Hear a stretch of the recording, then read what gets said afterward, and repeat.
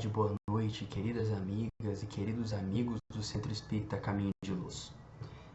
Com muita alegria, muita gratidão ao nosso querido mestre e amigo Jesus, que começamos mais um quadro Lições de Camilo, em que nós refletimos aqui acerca dos capítulos da obra Educação e Vivências, que eu lembro que foi psicografada pelo médium Raul Teixeira. Tá? Hoje estamos aqui no capítulo 7, intitulado Droga e Tráfico. Né? Então, Camilo continua a reflexão acerca das drogas, que ele também que também foram feitas no capítulo 6. Então, caso você não tenha visto o vídeo anterior, eu peço que acesse também para que entenda na integralidade o pensamento do Espírito Camilo. E aqui nesse capítulo, novamente, ele vem nos trazer reflexões muito profundas, né? Muito adequadas, muito claras acerca do problema das drogas. E aqui entrando no tópico das drogas e do tráfico. O tráfico, que como sabemos, é o comércio de drogas. Aqui o Camilo vai chamar a nossa atenção para o problema da responsabilidade daqueles espíritos que estão empenhados no tráfico de entorpecentes. E aqui duas ressalvas são muito importantes para a gente compreender adequadamente esse capítulo. A primeira é que drogas, aqui na acepção do Camilo e na acepção da doutrina espírita, alcança todas as substâncias que são entorpecentes e que causam a dependência. Então, quando estamos falando de tráfico de drogas aqui, abrange não apenas as drogas que são consideradas ilícitas pela nossa sociedade, mas também as drogas chamadas legais, né? O cigarro, o álcool. Tanto é assim que no capítulo 6, quando o Camilo tratou do uso de drogas, ele fez espécie menção ao alcoolismo, né? A todas essas substâncias entorpecentes que ao fim e ao cabo nos escravizam, né? Nos escravizam as sensações temporárias, materiais, tá? Então essa é a primeira ressalva. A segunda é que o tráfico é o que? É comercializar, é promover a entrega dessas drogas ao próximo. E daí parte a caracterização de Camilo da prática, no sentido de que o tráfico de drogas viola as leis de Deus, porque embora o traficante nem sempre utilize a droga, ou seja, nem sempre ele é viciado em drogas, isso é muito comum, né?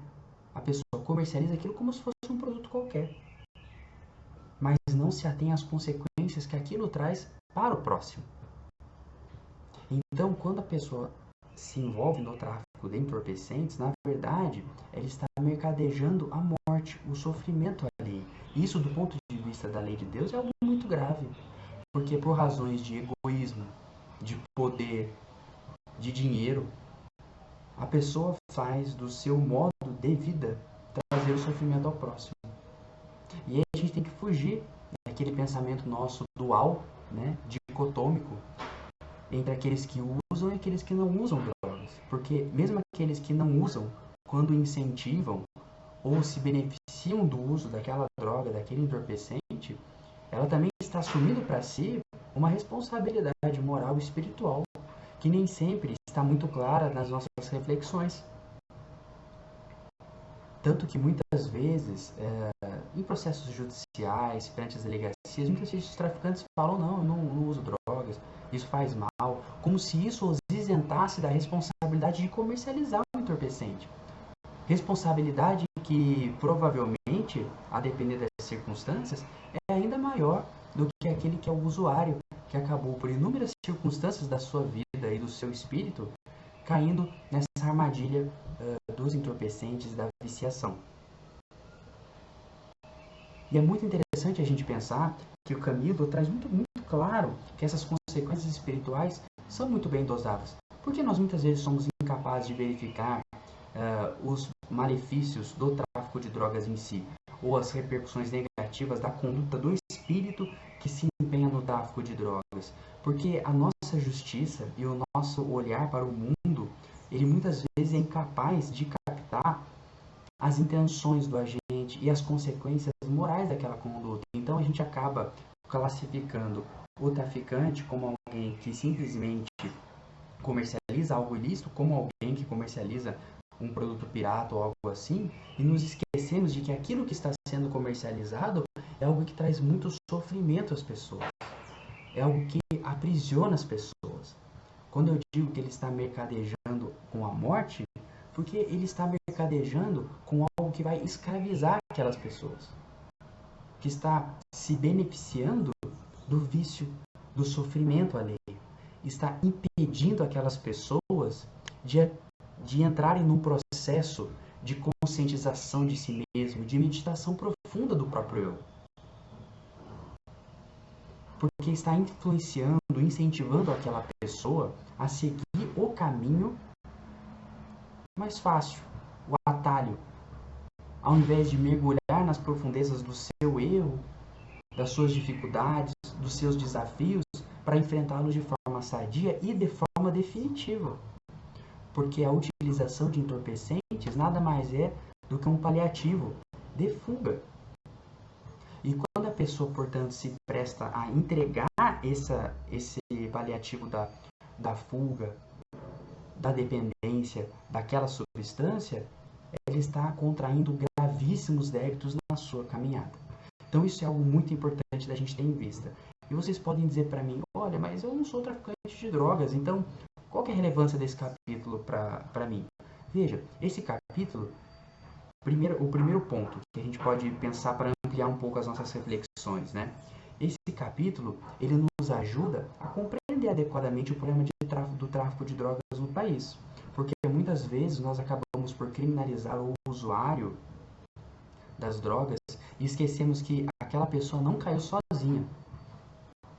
E mais, esquecemos que muitas vezes nós, por questões de convencionalismo social, por questões do politicamente correto, acabamos por nos posicionarmos de forma branda em relação ao comércio de entorpecentes e não de forma firme, contrária a isso, e acabamos justamente por amenizar as consequências daqueles que se beneficiam dos entorpecentes, do tráfico dos entorpecentes. Isso nos impede de ter uma visão mais ampla do problema, que é um problema social, um problema generalizado. Tanto que no capítulo anterior, Camilo começa dizendo que o problema das drogas é um problema aterrorizante. E o é mesmo. E nós temos que enfrentar esse problema em todas as suas facetas. O segundo ponto é que nós temos que pensar que o tráfico de drogas, que é o incentivo ou nós nos transformarmos em veículos de práticas nocivas ao próximo, pode ser uma analogia para outras formas que nós estamos vivenciando hoje no nosso dia a dia e na nossa conduta, em que nós estamos facilitando a queda do próximo. Isso é muito interessante nós observarmos, de fazermos uma reflexão séria sobre o nosso trabalho, a forma como nós nos relacionamos com o próximo, para nós verificarmos se nós não estamos facultando ao nosso próximo a queda. Ou se eu, pelo contrário, estou tentando ajudar o meu próximo a não cair. Isso cabe uma meditação bem interessante da nossa parte, no âmbito profissional, pessoal, familiar, se as condutas que eu estou tendo estão ajudando o meu próximo a cair. Qual é a minha cota de responsabilidade pelo sofrimento alheio? Isso é uma reflexão profunda que nós temos que ter, que vale para todo o âmbito da nossa vida, e não apenas para aqueles que fazem o tráfico de drogas. Por fim, pessoal, para não alongar muito no comentário, evidentemente, como nós fazemos em todos os quadros, eu recomendo a leitura integral do capítulo que nós estamos tratando aqui. Eu gostaria de selecionar 3 pontos aqui, para nós refletirmos, já indo para o encerramento. O primeiro capítulo, porque nós identificamos aqui a chaga inicial do problema do tráfico e de quem se envolve no tráfico de drogas. Veja como a linguagem do Camilo é direta. Dentre os episódios mais execráveis em que se pode chafurdar o indivíduo, estão aqueles em que o egoísmo se projeta com tal fereza que se mostra passível de promover a destruição de pessoas e de instituições respeitáveis apenas para satisfazer os anseios macabros dos seus portadores. Então veja, o egoísmo é a chaga, é a origem, né? Então, por mais atenuantes que se tenha na conta de cada um, e não cabe a nós julgarmos a conduta do próximo, senão a nossa própria, né? Ali é um problema básico de egoísmo. De eu colocar o meu modo de vida confortável, os meus interesses acima daqueles com quem eu estou mercadejando, comercializando ou disponibilizando essa droga, tá? O segundo ponto interessante é que o Camilo faz uma distinção que nós somos incapazes de fazer no nosso dia a dia normalmente, porque ele diz o seguinte, ó, não costuma ser fácil nem simples a peleja dessa criatura que se envolve com o tráfico de drogas, né, desarticulada do equilíbrio do bem, ao defrontar a consciência própria antes e depois da desencarnação. Então, a pessoa que se envolve com o tráfico e se vê diante do mal que causou aos outros, né, muitas vezes inconscientemente. Continua Camilo. Os crimes que cometeu em nome do dinheiro e do poder, ocultando-se por detrás de traficantes menores, mais propriamente os caixeiros tolos e desatentos dos quais lança a mão, deparar-se-á mais cedo ou mais tarde com a necessidade de se reajustar com as leis do bem sem peias. O que eu queria sublinhar nessa passagem é o fato de que o próprio Camilo faz uma distinção dos traficantes importantes que comandam as operações daqueles que são aqueles traficantes menores. E hoje nós sabemos que nós temos na nossa sociedade inúmeras pessoas que na fachada exercem negócios legítimos, muitas vezes até ocupam cargos públicos, mas que se beneficiam do tráfico de drogas. Isso é muito interessante de nós refletirmos, porque no nosso noticiário do dia a dia, muitas vezes aquelas pessoas que estão sendo amontoadas nos presídios do nosso sistema penitenciário são esses caixeiros tolos e desatentos. E Camilo impõe a maior responsabilidade àqueles que comandam e chefiam toda a operação, né? Eu não estou me referindo, reforço, apenas ao Marcola, a qualquer chefe do PCC, de qualquer facção criminosa, mas estou me referindo também àqueles que, embora desempenhem aos olhos da sociedade atividades legítimas, também se beneficiam dos lucros do tráfico de drogas. Isso é muito importante, porque o Camilo está chamando a atenção aqui a uma coisa que é patente na justiça divina, que é a perfeita conceituação das responsabilidades de cada um e das consequências proporcionais ao que lhe é, do que lhe foi concedido e do que lhe foi concedido também de espaço de ação. Então, cada um recebe conforme praticou. E isso de acordo com suas intenções, muitas vezes de acordo com cargas de história, de oportunidades que a gente sequer sabe, mas que aos olhos de Deus transparece de forma muito clara. Tá? O terceiro ponto que eu queria destacar é novamente o Camilo chamando a atenção para a importância da educação moral para a solução desse problema.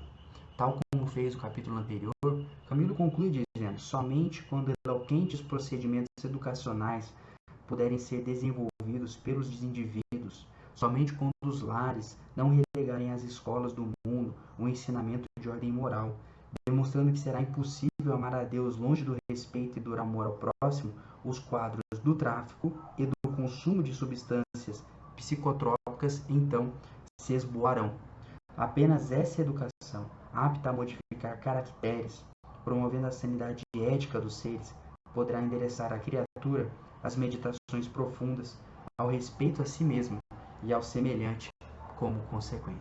Então está aqui Camilo em pleno acordo com os ensinamentos de Allan Kardec, trazendo que aquela educação que transforma caracteres é a chave para a solução dos problemas.